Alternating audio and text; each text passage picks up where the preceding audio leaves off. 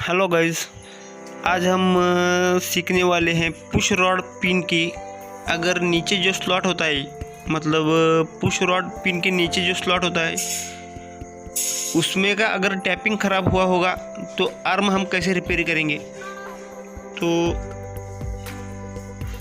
पहले हम आर्म को पूरी तरह खोल के लेंगे।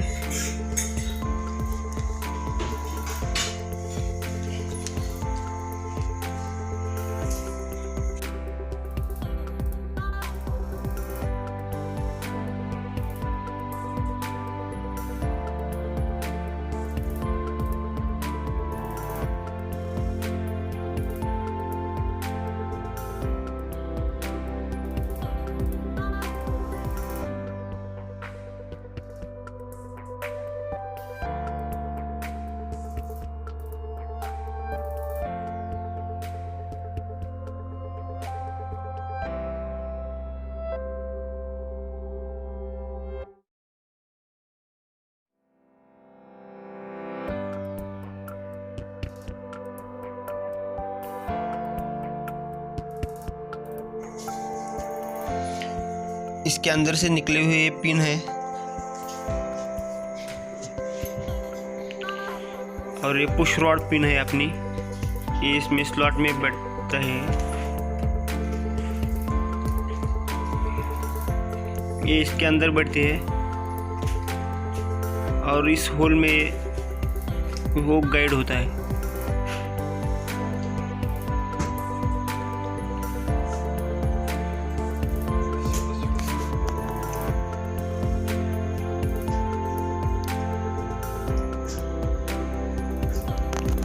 तो ये पूरा ये आर्म का पार्ट है, ये बीच में बैठता है और उसको M6 के बोल्ट से टाइट करते हैं और बीच में M12 का एक बोल्ट बैठेगा।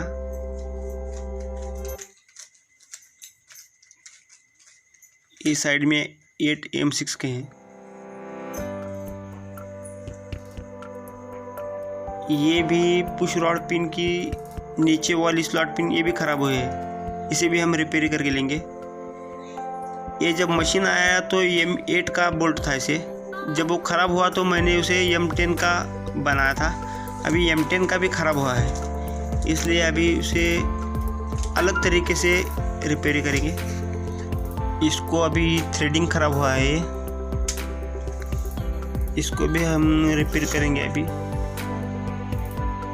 इसके ऊपर एक पिन बिठाएंगे जिसको 2 M6 के टैपिंग होंगे, 6 80 के ड्रिल होंगे और इसको 2 टैपिंग बनाएंगे हम M6 की, M6/1 की।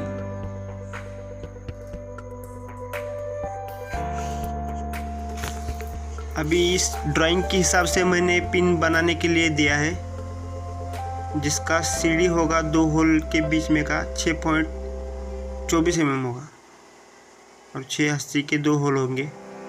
अभी मैं इसको 24 सीढ़ी पे 2 M6 के टैपिंग बना के लूँगा।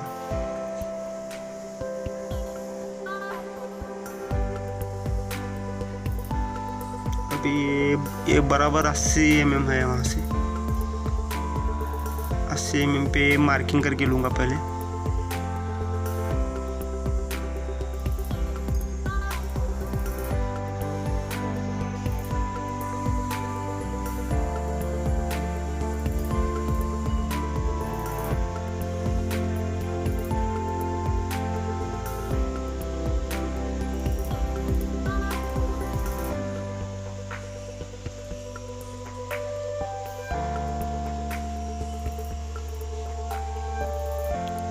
अभी इधर से पहले बराबर 8 mm पे मार्किंग करके लूँगा।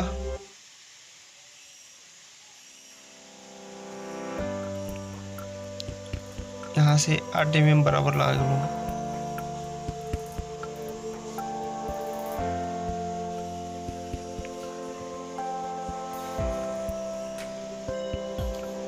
ये भी 8 mm का मार्किंग है।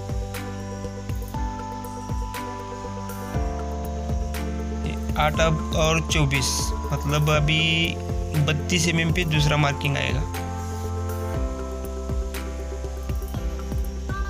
पहला मार्किंग 8 तो दूसरा मार्किंग 32, मतलब बराबर 24 सीढ़ी बन जाएगा।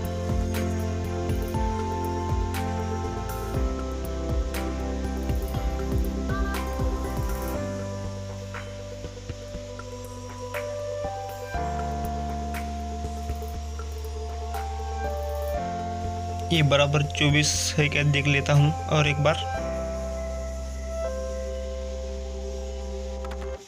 ये बराबर है। अभी आए हुए जगह पे पंच मार के लेता हूँ, मतलब ड्रिलिंग मारने के लिए आसानी होगी और ड्रिल भी शिफ्ट नहीं होगा इधर उधर। सेम प्रोसीजर दूसरे साइड के होल को भी करना पड़ेगा। यही पंचिंग 24 सीढ़ी सब बराबर लगा लेना पड़ेगा।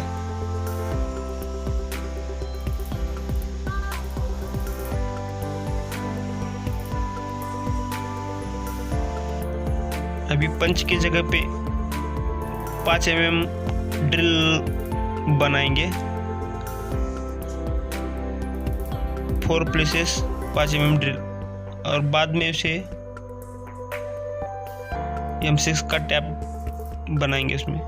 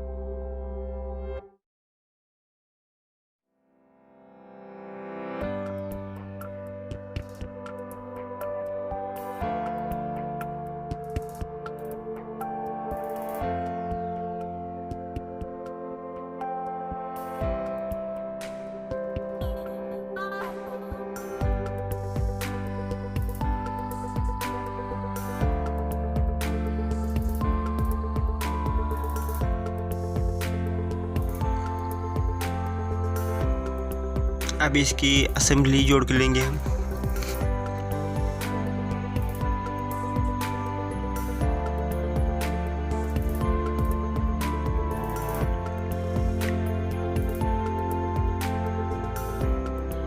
यहाँ पे पहले पुश रॉड पिन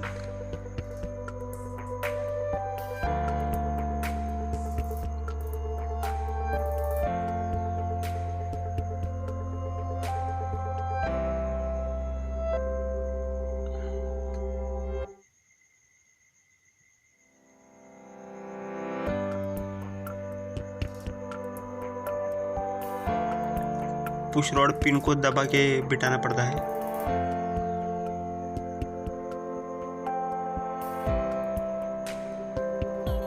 M6 के 2 बोल्ट हैं।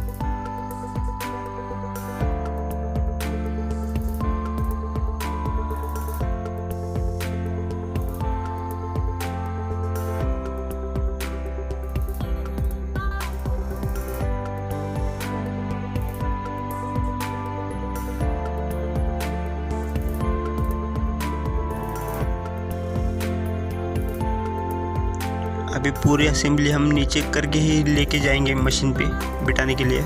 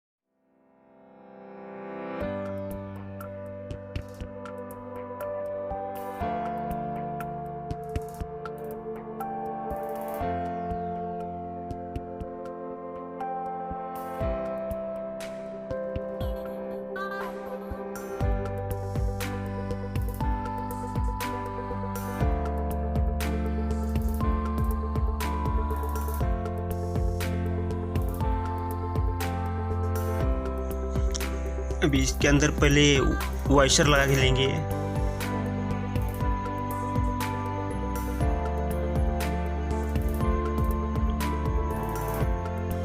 फिर ये आर्म बिठा के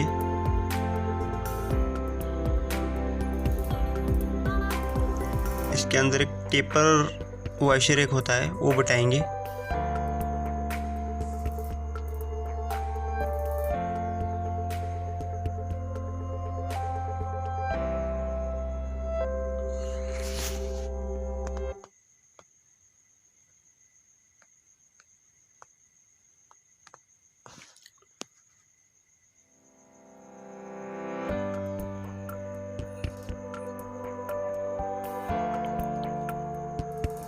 पहले हमें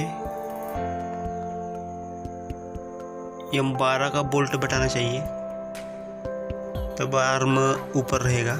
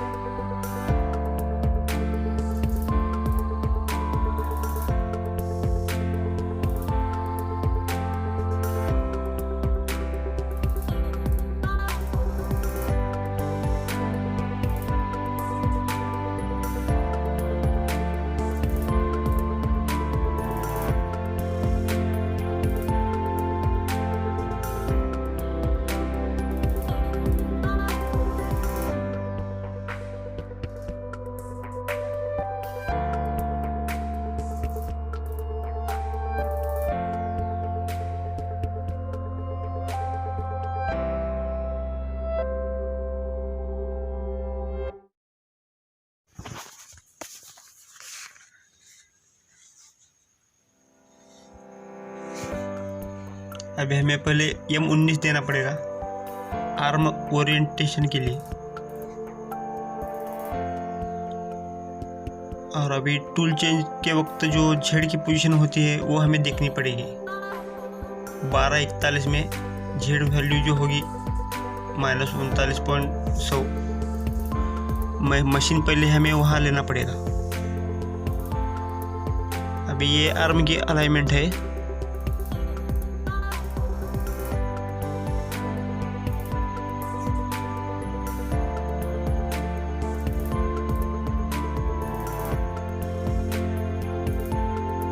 -39.1 है ये।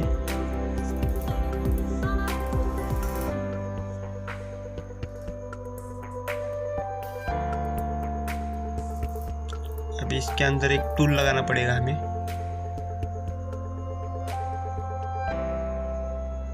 आर्म की पोजीशन सेट करने के लिए।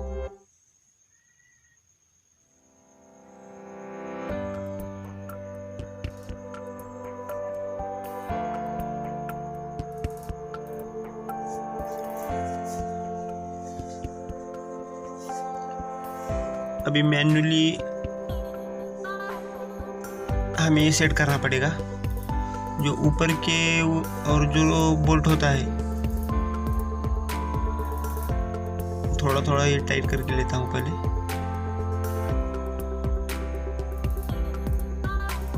ज़्यादा टाइट नहीं करने का, नहीं तो वापस आर्म पोजीशन पकड़ के वही रुकेगा। थोड़ा थोड़ा टाइट करने का। जब पोजीशन फिक्स हो जाएगी तो पूरा टाइट करने का है।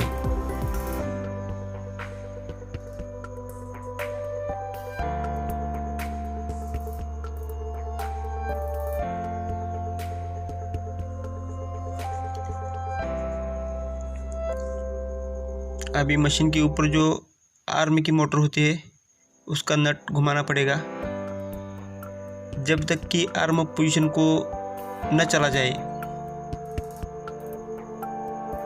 अभी यहाँ जाके आर्म पूरा रेस्ट होना चाहिए और जैसे ही नीचे आना शुरू हो जाएगा आर्म, वहाँ रुकना है हमें।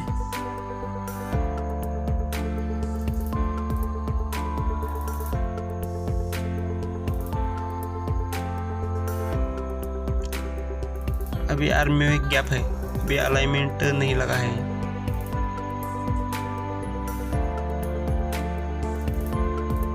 अभी इतना गैप रह रहा है।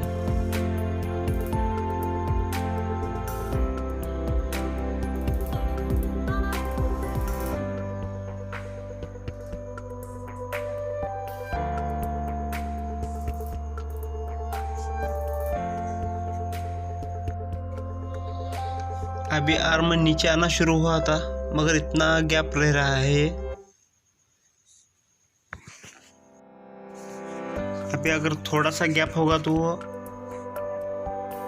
थोड़ा सा हथौड़ी से उसको ठोका देके टूल के बराबर करके लेने का। इसमें गैप नहीं रहना चाहिए, नहीं तो टूल फेंकना शुरू कर देगा। अभी लगाने के बाद इसके सब बोल्टिंग टाइट करके लेना पड़ेगा। अभी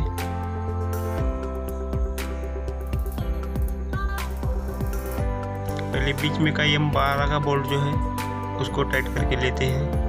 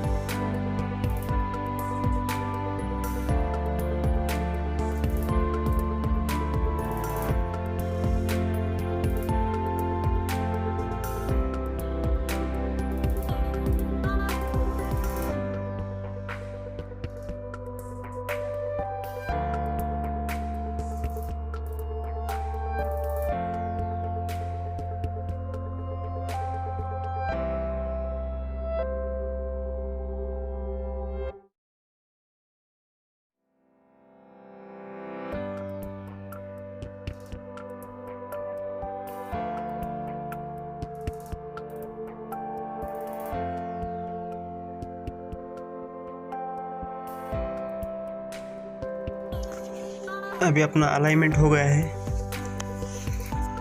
अभी टूल चेंज करके देखते हैं।